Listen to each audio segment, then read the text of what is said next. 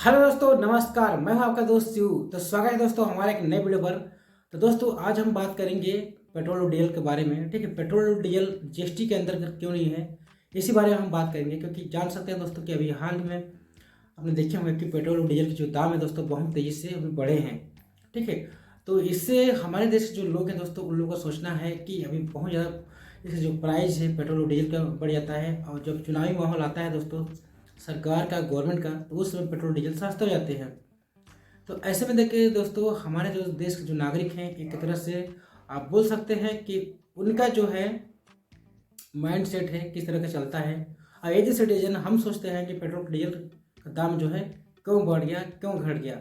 इसमें गवर्नमेंट अपना जो रूल और रेगुलेशन अपना फॉलो क्यों नहीं करती है। तो चलिए थोड़ा इसको समझते हैं दोस्तों। तो चलिए स्वागत है हमारे एक नए वीडियो पर। तो चलिए शुरू करते हैं इस वीडियो को। तो देखिए दोस्तों अभी हुआ क्या है, पेट्रोल और डीजल का दाम अभी बहुत तेज़ी से बढ़े हैं आए दिन। और हमारे देश से आवाज़ उठ रहा है लोगों का, सिटीजन का, कि जो पेट्रोल और डीजल में है दोस्तों इसको जीएसटी के अंदर लाना चाहिए।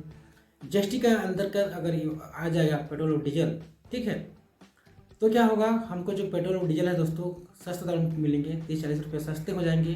ठीक है, तो जो सस्ते होंगे हमारे पेट्रोल और डीजल का दाम, तो इससे क्या है जो आम आदमी है दोस्तों उन तक बहुत आसानी से पेट्रोल और डीजल को अपना डेली लाइफ में यूज कर पाएगा और उसका जो आवागमन है दोस्तों सुगम हो पाएगा।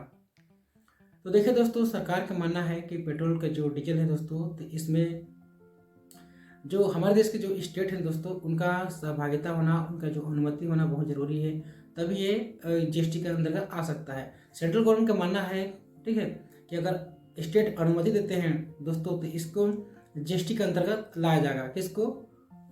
पेट्रोल और डीजल का है दोस्तों उसको।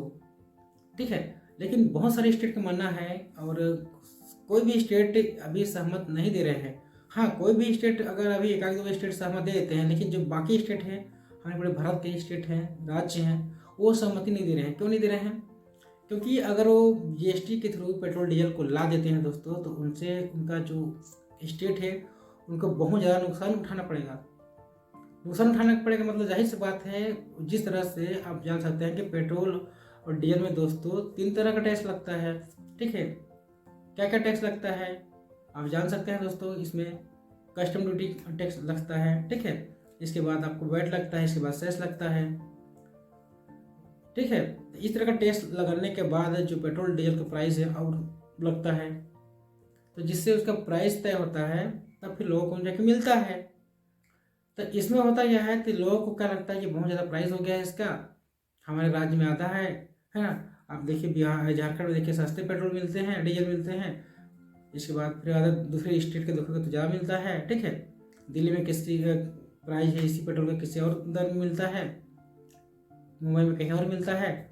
ठीक है, हर राज्य में इसका फिर अलग अलग दर बढ़ जाता है।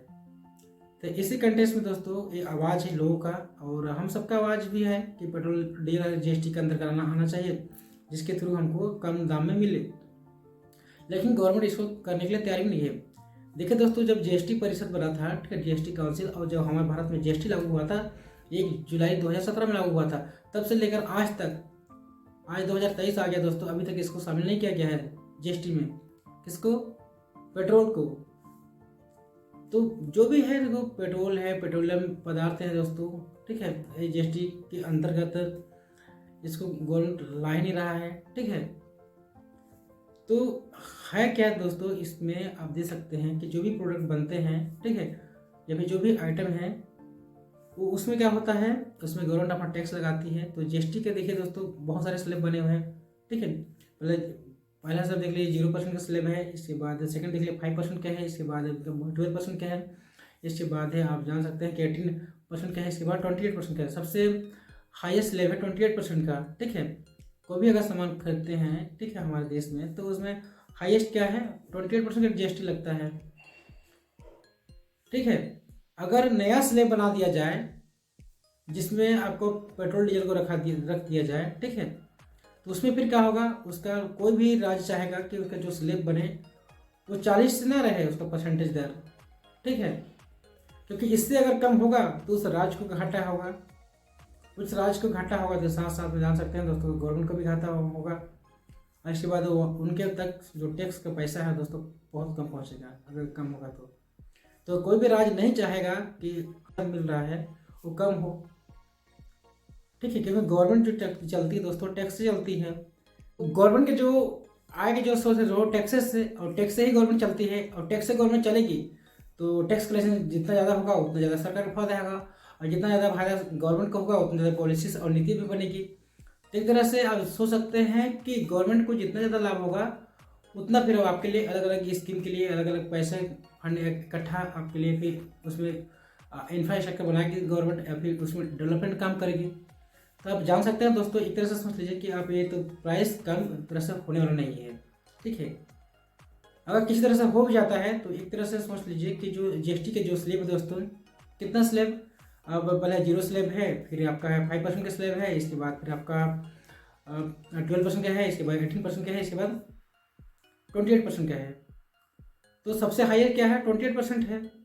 तो कोई भी राज्य नहीं चाहेगा कि जो उनका नया स्लैब भी बने अगर जीएसटी का तो 40% से उसका जो क्या है कम नहीं होना चाहिए, ठीक है। तो एक तरह से दोस्तों आप सोच सकते हैं कि हमारे देश में अभी कंडीशन थोड़ा सा कुछ अलग ही है। हाँ, बहुत सारे राज्यों में अलग अलग समस्या है, ठीक है, अलग अलग प्रॉब्लम है। तो कोई भी राज्य जैसे कि नहीं चाहेगा कि उसका जो आय का स्रोत है वो थोड़ा सा डाउन जाए और उसका रेवेन्यू कलेक्शन कम हो, क्योंकि इतने सारे लॉसेस वो नहीं झेल सकेगा, क्योंकि एक राज्य के मुद्दा है, ठीक है दोस्तों, उस राज्य के विकास का मुद्दा है। और आप सबका बात क्या है तो किसी आप देखे होंगे कि कभी चुनाव समय आता है दोस्तों, चुनाव के वक्त क्या होता है जो गवर्नमेंट चाहती है ना उसमें क्या होता है कि उस समय जो टैक्सेस है दोस्तों कम कर देते हैं ताकि लोगों को रिझाने के लिए कुछ फायदा मिल जाता है उन लोग को, ठीक है। तो ये है इसके लिए कैसे काम करती है, उनका क्या रवैया रहता है और लोगों की जो भावनाएं हैं वो कैसे रहती है। तो दोस्तों इसका जो प्राइस है पेट्रोल और डीजल का कम नहीं होने वाला है, क्योंकि अगर एक तरह से सोचिए कि एक तरह से पेट्रोल डीजल हमारे जो पर्यावरण है उसको नुकसान पहुंचाते हैं। जितना भी फ्यूल्स आइटम आते हैं दोस्तों एक तरह से हमारे लिए हमारे हेल्थ के लिए इकोसिस्टम के लिए अच्छा नहीं रहता है। तो गवर्नमेंट नहीं चाहती है कि इसका पेट्रोल और डीजल का दाम कम हो। अगर एक तरह से दाम कम भी कर देती है दोस्तों तो इसका जो गाड़ी है वाहन है, ठीक है, जो फ्यूल से वाहन चलती हैं, चाहे बाइक ले लीजिए कार ले लो, ठीक है, और भी गाड़ियाँ हो गए, ठीक है, तो क्या है ये सब और भी सेलिंग में बढ़ जाएगा, क्योंकि पेट्रोल सस्ता हो जाएगा ना, डीजल सस्ता हो जाएगा तो गाड़ियों का जो सेलिंग है वो बढ़ जाएगा। तो और पॉपुलेशन तो बढ़ ही रहा है, जान ही रहे हैं, तो कई समस्या उभर के आ जाएगा। तो गवर्नमेंट चाहते हैं कि इलेक्ट्रिक वाहन बेचाए, ठीक है, जो आने वाले जो दिन हैं दोस्तों वो ज़्यादा फ्यूल्स पे हम ना रहें डिपेंड, और इलेक्ट्रिक वाहन क्या है उसको आगे बढ़ाएं। तो अब ईवी को बढ़ा रहे हैं आगे हमारे जो गवर्नमेंट है, तो इलेक्ट्रिक वाहन को बढ़ाने के लिए तो ये सब तो रखना ही पड़ेगा पेट्रोल डीजल का दाम, ठीक है, इसको तो कम सरकार करेगी नहीं, आप भी सोचिए। तो लोग जागरूक हो जाइए आप लोग भी, ठीक है, इलेक्ट्रिक वाहन पर थोड़ा सा ध्यान दीजिए और इलेक्ट्रिक वाहन थोड़ा यूज करना कीजिए। गवर्नमेंट चाहती है जो इलेक्ट्रिक वाहन में दोस्तों किसी तरह के आपको पर्यावरण सूट नहीं रखता है, ठीक है। तो इलेक्ट्रिक वाहन से क्या होता है फायदा होगा हमारे इकोसिस्टम को, और हमारे जो पेट्रोल डीजल के जो है दोस्तों कंज्यूम है थोड़ा सा कम हो जाएगा। तो ये सब रीजन है, आप थोड़ा सा गौर कीजिए और हम भी सोचें एज ए सिटीजन कि हमें क्या करना चाहिए। और जो फ्यूल के जो प्राइस है दोस्तों वो घटेगा कि नहीं, आप इसी बात से अंदाज़ा लगा सकते हैं कि फ्यूल के जो प्राइस है दोस्तों घटेगा कि बढ़ेगा, या फिर बोल सकते हैं कि जीएसटी में आगे कि नहीं आएगा। मेन मुद्दा यही था ना। तो फिलहाल तो देख लीजिए कहीं आसार नहीं आ रहा है कि जीएसटी में पेट्रोल डीजल को लाया जाएगा। हाँ, किसी तरह से जीएसटी काउंसिल में अगर डिसीजन लिया जाता है, ठीक है, जीएसटी काउंसिल में दोस्तों जो हमारा जो परिषद है उसमें फाइनेंस मिनिस्टर होते हैं, और फाइनेंस मिनिस्टर के साथ साथ बहुत सारे जो स्टेट है दोस्तों हमारे भारत के उसके जो मिनिस्टर्स होते हैं वहाँ पार्टिसिपेट करते हैं, मेंबर होते हैं, ठीक है, वो सबका सहयोग से सबका विचार से हमारे जो जीएसटी काउंसिल चलती है, ठीक है, और सबका अलग अलग राज्य के अलग अलग स्टेटमेंट रहता है, अलग अलग उनकी बातें रहती हैं, तो सबका ध्यान रखा जाता है दोस्तों, ठीक है। कोई पार्टिकुलर कोई स्टेट अपना डिसीजन सुना के कुछ ऐसा स्टेप भी नहीं उठा सकती। मान लो कोई भी स्टेट अपने जो पेट्रोल डीजल का दाम कम कर देता है, ठीक है, उसमें वैट और सेस थोड़ा सा घटा देता है तो वहाँ थोड़ा सस्ता मिलता है। तो जितना ज़्यादा उस देश का फिर उस राज्य का जो गवर्नमेंट है पेट्रोल डीजल में जितना टैक्स लगाएगी उसके हिसाब से कम हो जाएगा। और चुनाव के समय तो जान ही सकते हैं कि ये सब होता है, ठीक है, वैट हटा दो, सेस हटा दो तो कम हो जाएगा। लेकिन जो गवर्नमेंट का जो सिस्टम है दोस्तों, सेंट्रल गवर्नमेंट का, जहाँ से वो जैसे ऑयल इम्पोर्ट करते हैं, क्रूड ऑयल इम्पोर्ट करते हैं दोस्तों, इसके बाद फिर जो भी सप्लाई रेट है, जो भी सेस है, ठीक है, जो वैट जिसको लगाना है, जो भी स्टेट को लगाना है वो लगाते हैं। तो इससे कुल मिला के कुछ होने वाला नहीं है। तो आप समझ लीजिए कि गवर्नमेंट